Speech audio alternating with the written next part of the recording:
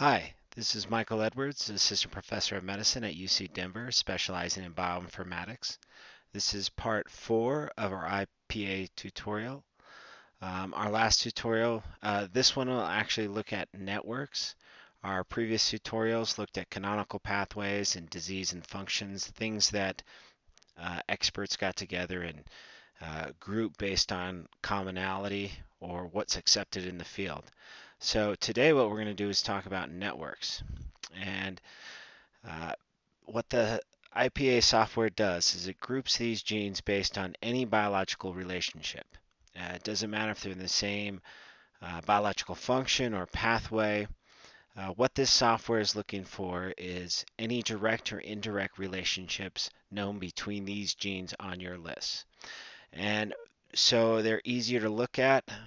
Typically, these networks have a maximum limit of genes. I believe in this case it's 35. Given here are the 25 networks that IPA constructed from our gene list. And basically what they're trying to do is maximize the connectivity between these genes. Um, just like pathways, we can look here and see the overlapping genes. And many of these pathway or these networks do overlap, but not too much, it doesn't look like. Uh, these are ranked, so these are the genes in the pathways given in these boxes. The score, the higher the score, the more unlikely you would get all of these genes with these biological relationships by random chance. Uh, this is done by a Fisher's exact test. Uh, the Ingenuity people usually say this is almost equivalent to say 1 times 10 to the, and you would take this score to the negative 39th. So there was 29 focus molecules or genes on our list, and here are some of the top diseases and functions this category here, and this will give you associated with each particular network. This first one is it's not very interesting. It's all centered around amyloid beta precursor. So these are binding proteins. What I want to do is look at the second one.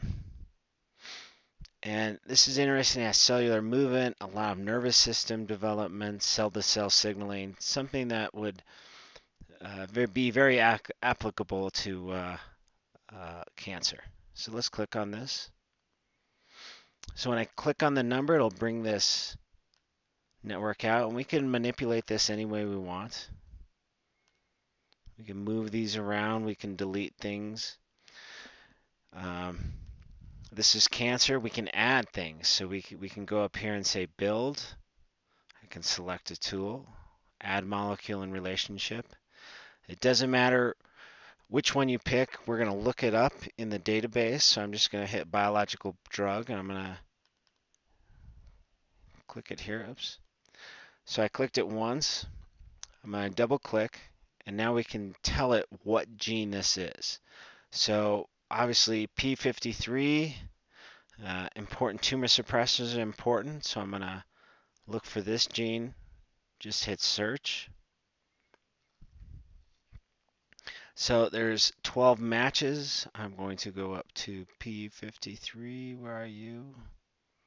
There it is. I hit select. So now the software knows that that is P53. I'm going to hit OK. All right.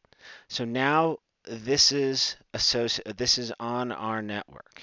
And now I can connect it to anything that the software knows it has a biological relationship to. So again, we're under the build category. I'm going to select connect. All right, this window will come up. I can say direct or indirect or both. I'm just going to use all of the defaults, but you can see there's a lot of filters here. Again, the tissues and cell lines. Say you only wanted to see connections in a particular tissue, say immune cells or B cells. I'm going to hit apply. And now it has connected it to our network based on all the biological relationships known in the database. We can select on that. Yep. We can also overlay lots of other things. So I hit the overlay here. I can go down to analysis, datasets, pathways. I can put the log ratio and the p-values from our gene list. So again, anything colored in this network was on our gene list. Those genes that are in red or pink went up higher in the more aggressive B lymphoma. Those in green went down. We can go down this list. Molecular activity predictor. So what the software is going to do is color this based on the interaction it knows, the direction, whether it's an inhibitory or an activation type relationship. I'm going to hit start prediction.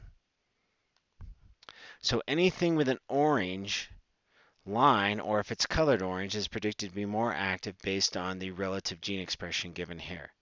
Blue, the opposite. So we're seeing most things, this is a very stimulatory network. Okay, oh, except here this is known to inhibit.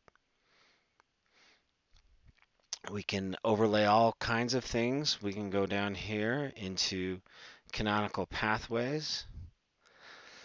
And this is really interesting. There's 8 molecules in our list that are associated with axonal guidance signaling. We can select this. And now it's on our list. And just like the pathways, if I select this, those genes involved in axonal guidance signaling are highlighted in blue. And you can see they're all connected, which actually does make sense. It's an interesting molecule, or let's see, we can go down here. Interleukin 15R, some of these don't have fold change, which means it's a complex. Remember the double outline around the gene suggests that there's more than one gene associated with it. We can right click, show members and membership. And now these are our genes. Oops. Part of that complex that are also on our list. And these actually change pretty high. Interleukin 2 receptor beta and interleukin 15 receptor. And this changes 6-fold, and this one's 8-fold. So again, you can see how you can manipulate these things. Let's see if there's anything else we want to overlay. Canonical pathways. We can go biomarkers. That's an interesting one. So prognosis. So these are all of the genes associated with this network that have previously been used as a biomarker for any type of function. And it gives these diseases here. Head and neck cancer. 3 of these genes have been shown to be associated or used as a biomarker. And again, acute lymphatic leukemia. That's an interesting one. B-cell leukemia, chronic B-cell leukemia, neuropilin, which is also in our network associated with those genes associated with guidance signaling with connections to p53, has previously been used as a marker for efficacy of chemotherapy used against chronic B-cell leukemia. So these networks, you can manipulate them, you can merge them together, you can do all kinds of things. It's a very useful page in that signaling pathways that occur in your system probably don't fit your standard signaling pathways. That all of these canonical pathways and biological functions were kind of a collection of all the experts getting together and saying, what is this? But in all these different systems, there's all kinds of pathways we don't know about yet. And I believe this is a great way to get to that.